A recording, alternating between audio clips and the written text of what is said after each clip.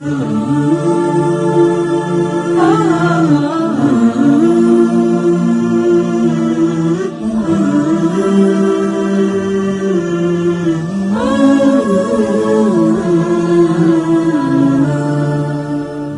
avions eu à parler de la famille et nous allons continuer à parler des membres de la famille. La famille, c'est l'ensemble des personnes qui restent ensemble, mais la base de toute famille, c'est les parents. Les parents qui sont à la base du fondement de tout un foyer.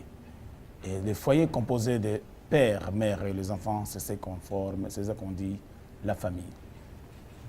Venons-en maintenant à la façon de traiter, parce que nous avons eu à dire à un certain moment que d'aucuns relèguent leurs parents vers des maisons appelées hommes de vieillards.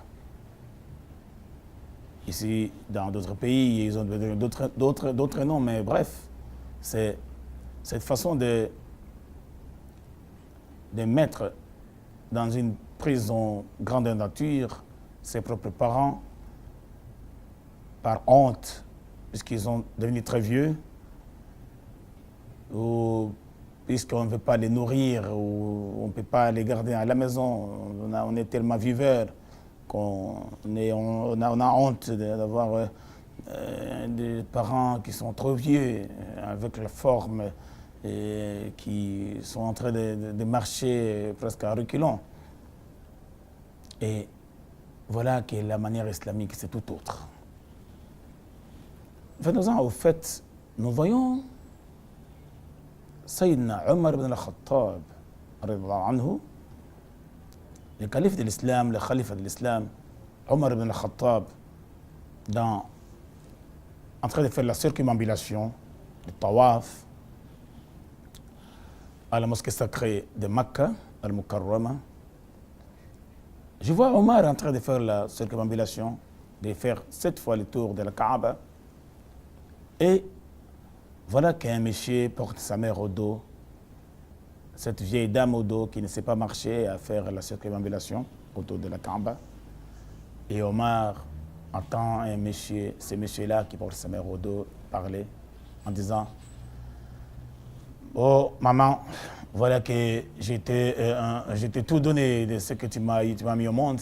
J'ai entièrement remboursé ce que tu m'as fait. Tu m'as mis au monde, tu m'as fait grandir. Maintenant, voilà ce que je viens de te payer. Je n'ai plus rien. Je ne dois plus rien. » Omar ibn al-Khattab a sorti son bâton et a frappé ce monsieur-là en disant « Hé toi, qui t'a dit que tu peux rembourser ce que ta mère t'a donné? Tu es en train de porter cette vieille dame au dos tout en souhaitant sa mort. Mais elle te portait au dos tout en souhaitant ta vie.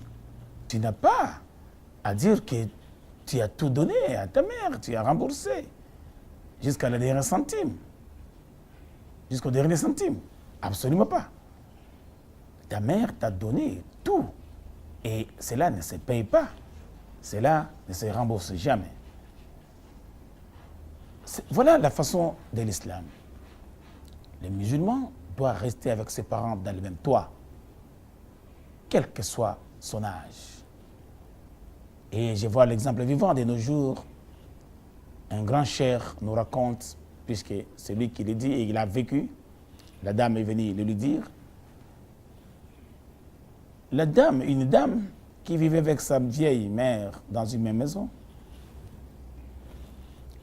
La maison, là où la dame, avec son mari, avec le mari de la femme.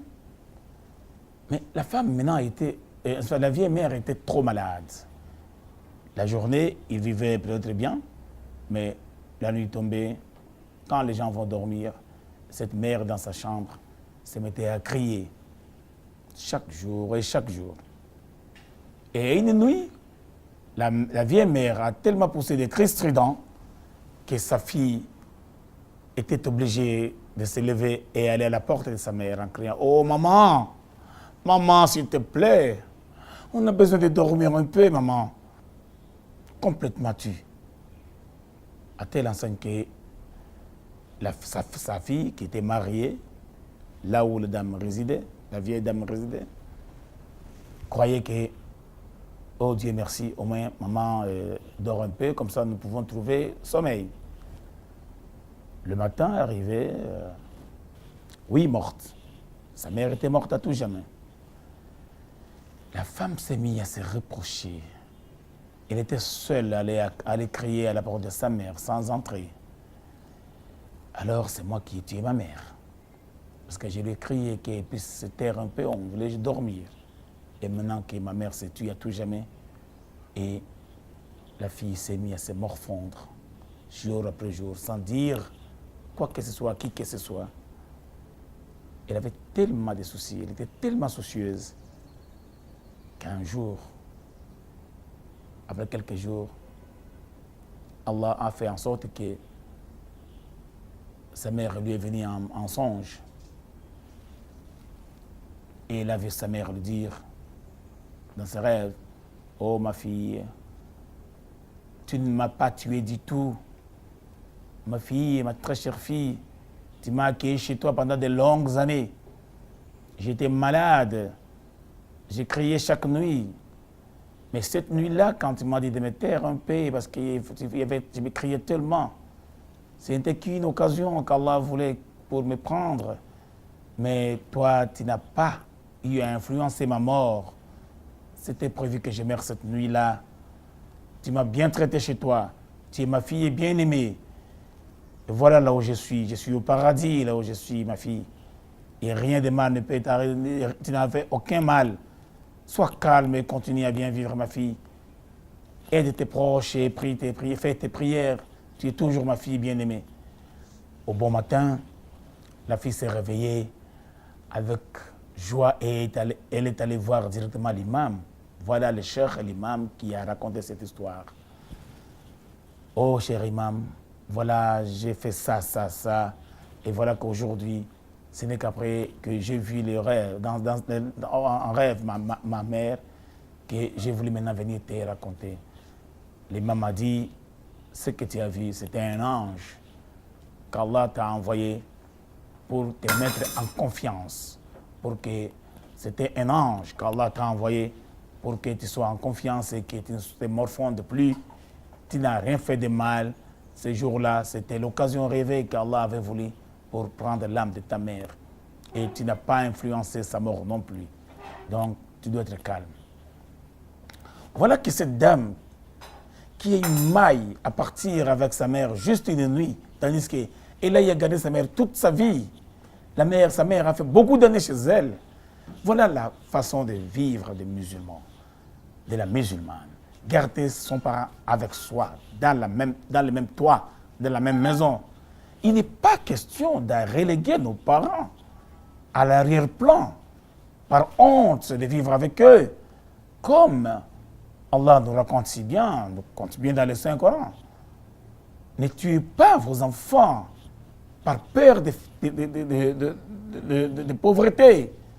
C'est nous. C'est nous qui leur pourvoyons. Et vous aussi, c'est-à-dire, si Allah vous donne quelque chose, c'est à partir de ces enfants-là.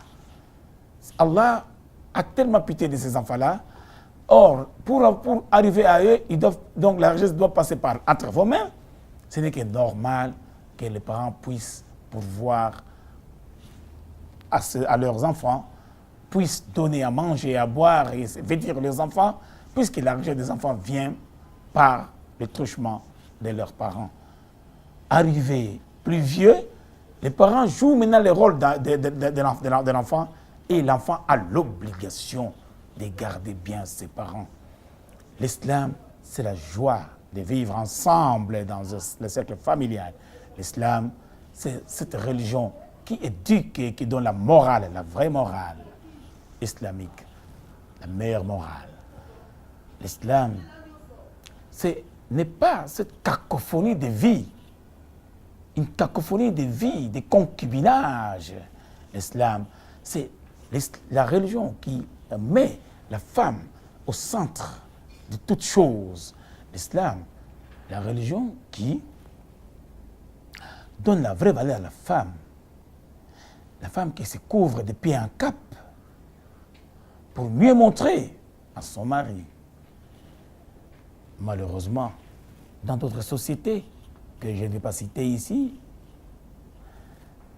la nudité passe pour la vertu au lieu d'être une vice. La nudité, c'est-à-dire reproduire les femmes nues, doit donc est devenu le modèle. Absolument pas. Quand la femme se dénude, elle perd sa vraie valeur. Quand la femme laisse la partie ou les parties de son corps nues devant les hommes, elle devient une chose. C'est ce que Aimé Césaire disait, la chosification. Et ici, moi j'affirme, c'est la chosification de la femme. Tandis que, à vrai dire, pourquoi aller chercher à prendre la femme en mariage? Voilà. Si déjà les parties du corps de cette femme est vue par tout le monde. Voir les parties des femmes ou de la femme, toutes les parties, sinon juste ce qui reste à cacher est juste une infime partie, disons une partie négligeable. Quand la femme se dénude, elle attire les hommes, non pas pour la prendre en mariage, mais pour la prendre en tant que fille du monde. Comme cela, chacun donne le prix qu'il donne et les coups de passe-passe, c'est parti, vive les dégâts. Et bonjour maintenant les enfants illégitimes. Et le cercle familial est cassé. Le cercle familial tire sa vraie valeur dans les mariages. Les mariages tirent sa solennité, non pas par l'amour entre deux personnes de sexe opposé seulement, mais aussi et surtout la solennité donnée par la famille de la femme à accepter l'homme affublé de sa famille aussi, qui vient honorer la famille de la femme et l'honorer la femme qu'on prend en mariage. Nous avons eu à parler par le passé de début des mariages, commence par les fiançailles, mais aujourd'hui, nous donnons la place de choix à la femme, qui est le pivot ou l'élément pivot de la famille. Le cercle familial qui ne doit être cassé en aucun cas. Le cercle familial qui ne doit être cassé en aucun cas, puisque si le cercle familial est cassé, c'est toute une nation qui tombe en désuétude. La nation n'est qu'une juxtaposition des ménages, des familles, des foyers. Et la famille tire son bénéfice à avoir de bonnes manières, de bons comportements. Le bon comportement de la famille est l'épine dorsale du développement intégral de la société humaine. Parce que c'est quoi une famille sans avoir de bons comportements? On trouve un père qui se démerde ou un père qui essaie de faire vivre sa famille tout en ne jugeant pas utile de garder ou de faire en sorte que le comportement de la famille soit un bon comportement. Parce que le prophète sallallahu alayhi wa sallam dit: je n'ai été envoyé que pour parfaire, pour parachever le bon comportement. Donc le comportement ici, dans la vie familiale, est l'épine dorsale. Le comportement est l'épine dorsale de la vie familiale. Sinon, ce sera une famille avec des mœurs dépravées et la société humaine va dans son déclin. Nous avons eu à parler à un certain moment des piliers de l'islam Et ces piliers de l'islam doivent être exclusivement observés dans la vie familiale. Alors là, on dit que le comportement spirituel, c'est ce qui fera en sorte que tous les autres comportements puissent trouver leur... c'est-à-dire que le comportement spirituel aura l'effet domino dans les comportements, dans tous les autres comportements social, intellectuel et autres, physiques, la façon de continuer la vie, de vivre sa vie, passe par les comportements spirituels. La famille, et le père de la famille, et la mère aussi, ces deux parents doivent tout faire pour inculquer dès leur tendre enfance les enfants à la prière et à l'observation de tout ce qui est pilier de l'islam. Nous disons les shahada, ça ils l'ont fait dès qu'ils étaient dans le ventre de leur mère, puisque ce sont les produits d'un père musulman et d'une mère musulmane. Mais la prière, parlons-en. La prière passe pour primordiale dans la vie d'une famille. La prière, telle que nous a montré le prophète Muhammad sallallahu alayhi wa sallam. La prière, dans ce cas-là, est observée au pied de la lettre dès la tendre enfance des enfants. C'est pour cela que les enfants vont reproduire la même chose quand ils seront grands. Si la prière n'est pas observée dans une famille, qu'est-ce qu'on trouve? On va trouver des jeunes gens qui vont vivre dans la société mondialiste et mondialisante, globaliste et globalisante d'aujourd'hui, avec des Facebook, des WhatsApp et autres. Mais quand l'heure de la prière est arrivée, pour eux, c'est comme si c'était un passe-temps inutile. Pourtant, la vraie cohésion de la famille, c'est par les bons comportements les bons comportements en soi et où le meilleur comportement, c'est le comportement de la prière. Le comportement de ces gens-là qui trouvent la communion entre eux et Allah, leur modus vivendi.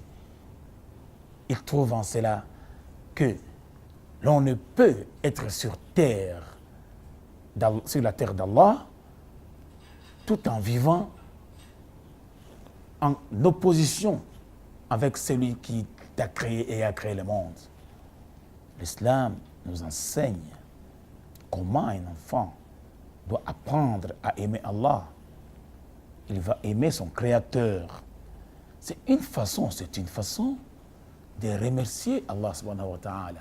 Allah lui dit si bien, i'malu ala Ibrahim shukra, qalilun min ibadiy ash-shakur. Œuvrez, ô famille d'Abraham, avec gratitude. Et Allah dit, et d'ajouter, peu de mes serviteurs sont reconnaissants.